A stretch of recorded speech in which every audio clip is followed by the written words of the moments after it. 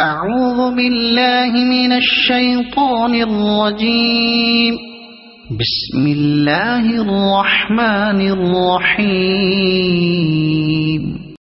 وَإِذْ قَالَ مُوسَى لِقَوْمِهِ إِنَّ اللَّهَ يَأْمُرُكُمْ أَن تَذْبَحُوا بَقَرَةً قَالُوا أَتَتَّخِذُنَا هُزُوًا قَالَ أَعُوذُ بِاللَّهِ أَنْ أَكُونَ مِنَ الْجَاهِلِينَ سورۃ البقرہ 2 آیت 67 اور حضرت موسیٰ علیہ السلام نے جب اپنی قوم سے کہا کہ اللہ تعالیٰ تمہیں ایک گائے ذبح کرنے کا حکم دیتا ہے تو انہوں نے کہا ہم سے مذاق کیوں کرتے ہیں؟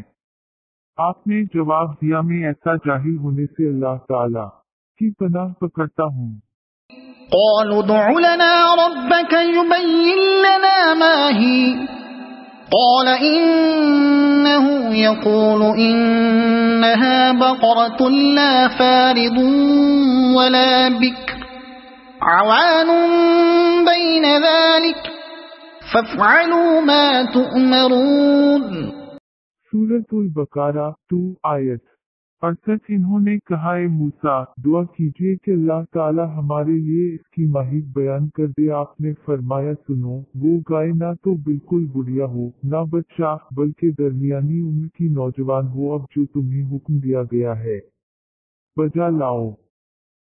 قالوا ادع لنا ربك يبين لنا ما لونها قال إنه يقول إنها بقرة صفراء فاقع لونها تسر الناظرين۔